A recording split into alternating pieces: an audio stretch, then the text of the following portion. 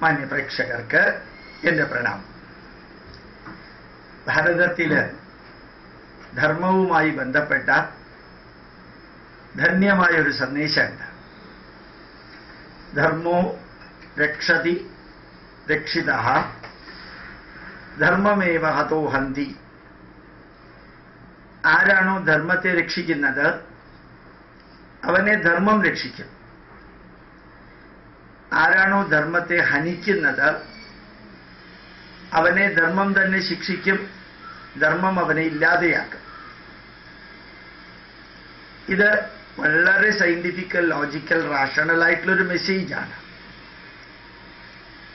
യഥാർത്ഥത്തില് ഭാരതത്തിലെ പട്ടാളക്കാര് ഭാരതീയർ അവരെ സംരക്ഷിക്കുന്നു, ആ പട്ടാളക്കാര് ഭാരതത്തെ സംരക്ഷിക്കുന്നു. നമ്മൾ ഗവൺമെന്റിനെ തിരഞ്ഞെടുക്കുന്നു, ഗവൺമെന്റ് നമുക്ക് വേണ്ട കാര്യങ്ങൾ ചെയ്യാൻ താല്പര്യമുള്ളവരാണെങ്കിൽ ചെയ്യുന്നു. ഏത് കാര്യം നോക്കിയാലും ഗിവ് ആൻഡ് ടേക്ക് പോളിസിയാണ്. പരസ്പരം ഭാവയന്ത ശ്രേയ പരമവാപ്നുയാത്. Sharing, caring and curing. പരസ്പരം ആശ്രയിച്ച് ജീവിക്കുന്ന ഒന്നാണ് മനുഷ്യ ബന്ധങ്ങളെല്ലാം. ഇവിടെ മനുഷ്യൻ ധർമ്മവുമായിട്ടുള്ള ബന്ധത്തെക്കുറിച്ചാണ് വിവരിക്കുന്നത്. ധർമ്മം ഒരു കാരണവശാലും ആകാശത്തിൽ ഇങ്ങനെ തൂങ്ങിക്കിടക്കുന്ന സാധനമല്ല, വായുവിൽ ഇങ്ങനെ നിലനിൽക്കുന്ന ഒരു സാധനമല്ല. മറിച്ച് ധർമ്മം നിലനിൽക്കുന്നത് ധർമ്മം ചെയ്യുന്നവരിലൂടെയും അധർമ്മം നിലനിൽക്കുന്നത് അധർമ്മം ചെയ്യുന്നവരിലൂടെയുമാണ്. അപ്പൊ അധർമ്മത്തിൽ നിന്ന് ധർമ്മത്തിലേക്കുള്ള പ്രയാണം സാമദാന ഭേദദണ്ഡമാണ്. അത് രാജനീതിയുടെ ഭാഗമാണ്. നല്ല രീതിയിൽ പറഞ്ഞ കാര്യങ്ങൾ ചെയ്തു കൊടുക്കാം, അത് സാമം. ദാനം, പ്രശ്നങ്ങൾ ഉണ്ടാക്കാതിരിക്കാൻ ആ പ്രശ്നം ഉണ്ടാക്കുന്നവർക്ക് എന്തെങ്കിലും കൊടുത്ത് പ്രശ്നം സോൾവ് ചെയ്യാം, അത് ദാനം. ഭേദം, ഒരു ത്രട്ടണിങ് അല്ലെങ്കിൽ ഒരു വാണിംഗ് കൊടുക്കാം, സാമദാന ഭേദ. ലാസ്റ്റ് ദണ്ഡം, ശിക്ഷിക്കൽ തന്നെയാണ്, വേണ്ടി വന്നാൽ വൈപ്പ് ഔട്ട് ചെയ്യാം. അപ്പൊ സാമദാന ഭേദ ദണ്ഡം എന്ന വരി വളരെ ശ്രദ്ധേയമായ ഒരു പ്രക്രിയയാണ്. അധർമ്മത്തിൽ നിന്ന് വ്യക്തികളെയും അധർമ്മത്തിൽ നിന്ന് സംഘടനകളെയും അധർമ്മത്തിൽ നിന്ന് പ്രസ്ഥാനങ്ങളെയും ധർമ്മത്തിലേക്ക് കൊണ്ടുപോകാൻ. ധർമ്മത്തിലേക്ക് കൊണ്ടുപോയാലേ ധർമ്മം നിലനിൽക്കുള്ളൂ. അപ്പോൾ ധർമ്മോ രക്ഷതി രക്ഷിതഃ. ധർമ്മത്തെ ഒരിക്കൽ നമ്മൾ രക്ഷിക്കുകയാണെങ്കിൽ, സംരക്ഷിക്കുകയാണെങ്കിൽ, ആ ധർമ്മമായിരിക്കും പിന്നീട് നമ്മളെ സംരക്ഷിക്കുക. അമ്മയുടെ ധർമ്മം അനുഷ്ഠിച്ച് മക്കൾക്ക് വേണ്ട രീതിയിലുള്ള എല്ലാ വിധത്തിലുള്ള പുത്രധർമ്മ പുത്രീധർമ്മ പഠനം നടത്തി എന്ന് വിചാരിക്കുക, പഠിപ്പിച്ചു എന്ന് വിചാരിക്കുക. ശരിക്ക് അമ്മ മാതൃധർമ്മം അനുഷ്ഠിക്കുന്നതിന്റെ ഭാഗമാണ് മക്കളെ പുത്രധർമ്മം പഠിപ്പിക്കുക. അച്ഛൻ പിതൃധർമ്മം അനുഷ്ഠിക്കുന്നതിന്റെ ഭാഗമാണ് മക്കളെ പുത്രധർമ്മം അനുഷ്ഠിപ്പിക്കുക, പുത്രീധർമ്മം അനുഷ്ഠിപ്പിക്കുക, പഠിപ്പിക്കുക. അമ്മയും അച്ഛനും ആ ദൗത്യം ചെയ്തു എങ്കിൽ മക്കൾ ഓട്ടോമാറ്റിക്കലി പുത്രധർമ്മത്തിന്റെ ഭാഗമായിട്ട് മാതാപിതാക്കളെ സംരക്ഷിക്കും, പുത്രീധർമ്മത്തിന്റെ ഭാഗമായിട്ട് മാതാപിതാക്കളെ സംരക്ഷിക്കും. ഇപ്പൊ പലപ്പോഴും നമ്മുടെ മക്കൾ നമ്മളെ നോക്കുന്നില്ല, പരിപാലിക്കുന്നില്ല, സംരക്ഷിക്കുന്നില്ല, കെയർ ചെയ്യുന്നില്ല, ശ്രദ്ധിക്കുന്നില്ല എന്നെല്ലാം നമ്മൾ പറയുന്നതിന്റെ പിന്നിൽ നമ്മളുടേതായിട്ടുള്ളൊരു വലിയ തെറ്റുണ്ട്.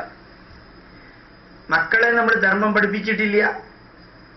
മക്കളെ ധർമ്മം എന്താണെന്നും അധർമ്മം എന്താണെന്നും സത്യം എന്താണെന്നും അസത്യം എന്താണെന്നും നന്മ എന്താണെന്നും തിന്മ എന്താണെന്നും മക്കളെ പഠിപ്പിക്കാത്തയിടത്തോളം കാലം അവർക്കത് തിരിച്ചറിയില്ല.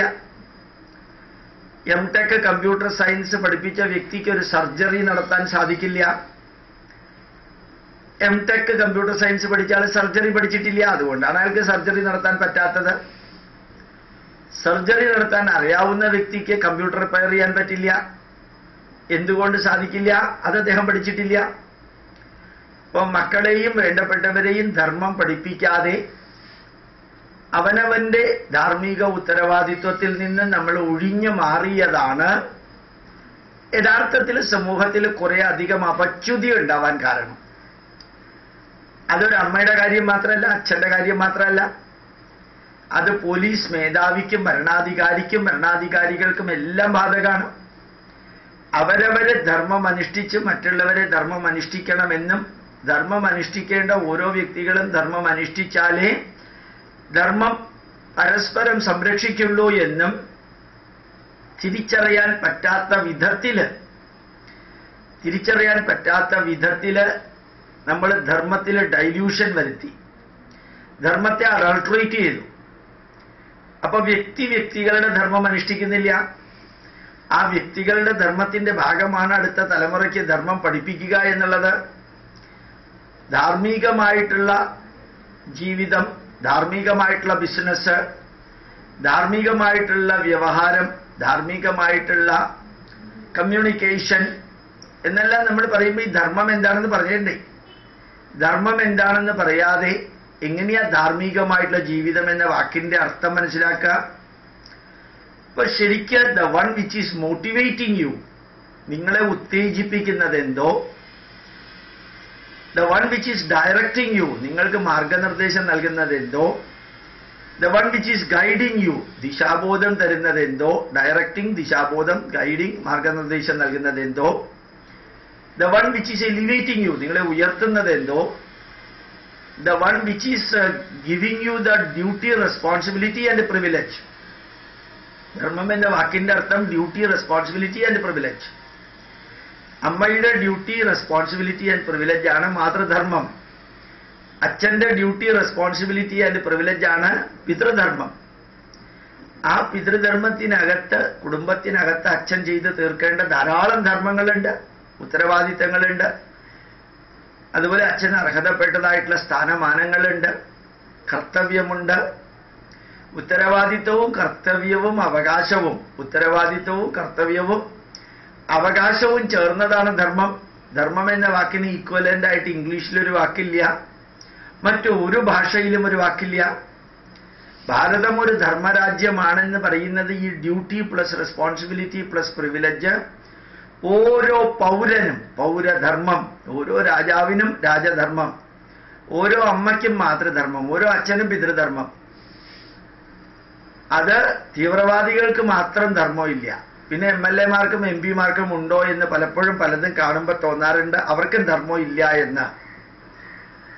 അല്ലെങ്കിൽ ഒരു തീവ്രവാദിയെ ഇത്രയും പോലീസുകാരുടെ മുമ്പിൽ വെച്ചിട്ട് പത്രസമ്മേളനം നടത്താൻ അനുവദിക്കുമോ?